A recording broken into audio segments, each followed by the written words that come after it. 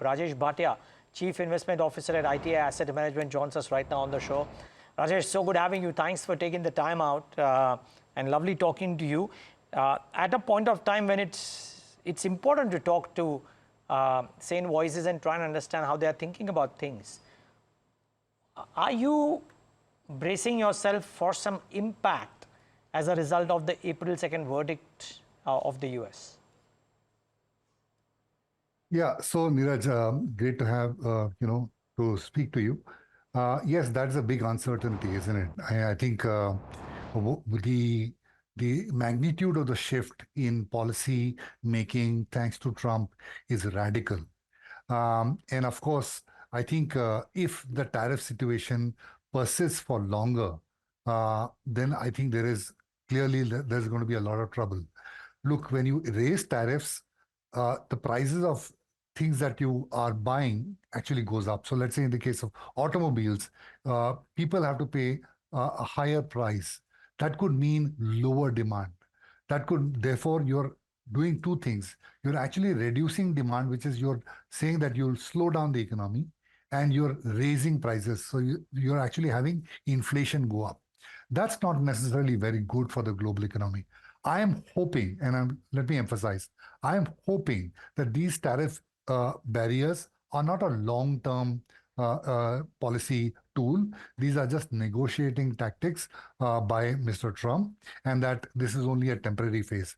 Otherwise, there is a lot of challenges that we can face as far as global growth, global trade, inflation, financial metrics, etc. is concerned. So let's hope that this tariff barrier is a temporary phenomena and not something that is persistent for a long time. But I have a question, Rajesh. Assuming that, I mean, when I scan the landscape, Canada retaliation, European Union retaliation, China retaliation, the one country which is playing ball right now, right, with the US and getting into a negotiating table is India. Thus, what if day after tomorrow, Donald Trump were to say that we are in the midst of signing a trade deal with India, and therefore the tariff decision is not being taken, or it's not as harsh as people might perceive it to be, right? It's a lot more milder. Is that a net positive for equity markets, or will it still be construed negatively? It will be a net positive for India. India, exactly. Indian equity markets. So, no, so I want to kind of emphasize that. It'll be positive for India as a nation, but I think financial markets will still feel the pressure of what's going on in the global markets. So look, we are already in a slowing or slower growth economy, right? We have very few levers in the GDP which are actually accelerating. So most of those levers of elements of GDP are actually slowing down or in a slower growth trajectory. If ever this persists, we will have a global growth slowdown as well. Now, if that were to be the case, it will push our growth rates lower as well. Now, why is that important for equity markets in India? Look, given where we are at the margins, we are at the peak of the margin cycle. You know, our profit to GDP is about 6%. I think the peak was about 8%. So to get earnings expansion, now we need top line growth. Translation, we need GDP growth. So if ever we are in a slowing economy and there is a pressure from global growth, that doesn't help our EPS expansion. So eventually it will pressure our markets as well. Although from just a trade perspective, you're right, India is probably in a much better position, and it will mean a net positive for the Indian economy as such. You know, just on that point, to take it forward, Rajesh, and good morning, Tamanna here. Even if the deal between India and America on tariffs is not too bad, to say the least, the fact that tariff uncertainty is bringing up fears of a global slowdown is something that we can't quite escape from, isn't it?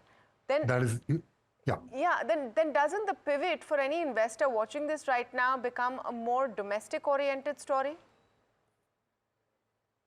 So the context is correct, Tamanna. Basically, that the larger picture is really what's happening to global trade and how long these tariffs barriers persist for the globe also, because it will mean, like I said, the greater challenges for India is not only with the trade deal with the United States, but also what happens to global growth, because that will have an impact on global, not only the economy, but also financial markets. So that I think is a more important issue for equity markets for India. Like I pointed out, you now require GDP acceleration for earnings growth. Otherwise, you're going to have tepid earnings growth, and that's not necessarily good.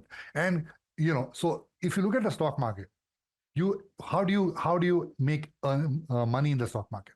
Your EPS goes up or your PE goes up, right? Or a combination of both. Now, I'm saying that if the EPS growth is tepid, and given the uncertainty, it's very unlikely that you'll have PE expansion. During an uncertain environment, your confidence actually goes down. So PEs actually have to contract. So that's not necessarily great for returns as far as Indian equity markets are concerned. That's the point I'm making. Okay, so then what is the strategy here? And if you look at some of the investments in your portfolio, what is publicly available, Rajesh, you're sticking to the tried and tested. The large caps, the financials, the private financials specifically. Is that coming from a space of wanting to play safe? Not necessarily only playing safe. So this is going to be now a bit of a stock-specific market. You want to look at businesses where you can predict, right? The answer, like I said, the uncertainty is actually going up. So you want to be able to predict those businesses. So, and where the valuations are still comfortable. Like I said, you don't want to overpay in an environment where the uncertainty is rising. In fact, P's should contract. Therefore, when you look at that context, you want to be in large private banks, you want to be in insurance companies, you want to be in telecommunication companies, you want to be in utilities. Those are the type of businesses where there is greater predictability and a lot more valuation comfort. Of course, you can spice up your portfolio with digital commerce companies as well, which are in the insurance space, payment space, and that can add to visibility. These are non-linear business models which can kind of which don't have as much of a bearing based on only market growth. They are also taking away market share, so that's also helpful, and you can add to your alpha based on these companies as well. Okay, Rajesh, a lot of confusion or a lot of divergent opinion around pharmaceuticals in particular because of tariffs or after tariffs, etc. Now, some optimists suggest that it will be straight pass through. It will not be difficult for pharma companies to do that at the very least, and therefore it's a sector that will largely remain unscathed. You can't just build out alternate supply chains and depend on them, right? There's a lot of clearance from US FDA, etc., etc. Correct. Is the correction in pharma, if it were to happen because of tariffs, be one to be bought into? And if so, what within pharma and healthcare? So absolutely, I would definitely, think that will be the case. That in case these stocks do correct, then they'll become buying opportunities. Look, these business models cannot be created overnight, and India is one of the low cost suppliers of these pharmaceuticals, as they would have done it in the United States already by then. By the way, even Indian companies are de-risked to the extent that they have factories in the United States. So it's not as if they are not manufacturing in the US. So as far as those generics are concerned, my sense is that they are not as vulnerable. See, as far as pharma is concerned, I've always preferred domestic pharma companies where the business model is just like consumer companies. In the export space, I have preferred companies which are moving up the value chain, because it's very difficult for me to predict the cyclicality of the generic space price cycle. So I tend to go for companies which are actually creating a moat in the specialty pharmaceutical space, and where I think the margins can be fatter, more predictable, and there is a moat, so it's not going to be as vulnerable. So that's what I would prefer. The third aspect would be go to hospitals. Those are again a good domestic story. So those are the type of companies that I'm actually betting on as far as domestic pharma is concerned, or as far as pharma is concerned. Okay. The other aspect is autos. Now we've had, well, the M&M numbers are out on the screen as well and doing very well. I think some of the two-wheeler companies and tractor companies did okay. But auto and auto components, do auto components in particular stand the risk of being the ones which will get impacted the most, Rajesh, if indeed the tariff situation and the outcome on tomorrow night is adverse? So I read an article written by somebody who was in the industry on the auto ancillary space, and his argument was that given the low cost of manufacturing in India, it could actually be an advantage to us. The labor cost is lower, and given that context, and the tariffs are universal for everybody, his argument was that because of this, Indian actually auto ancillary companies could gain market share. It could be actually an opportunity. And as far as auto is concerned, I don't think we are as affected as probably a Japan or a Korea or countries like that. So because we don't really export automobiles of any magnitude to the United States. Where is the pinch in your view, Rajesh? What is the most vulnerable sort of sector to tariffs as we set to see what's going to happen in the next 24 to 48 hours from an Indian perspective? I think from the commentary I've been reading is that the vulnerable part is really the agricultural space, because that we are protected, and in case we kind of do release, that affects many more people as far as India is concerned. So I think the most vulnerable space is really agriculture as far as the economy of India is concerned.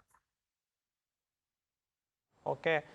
Well, it's a bitter pill to swallow if it were to happen. Let's see what concessions, etc., come around there. But Rajesh, great talking to you today for a prequel into what could happen and the impact thereof tomorrow night. Thanks so much for joining in today.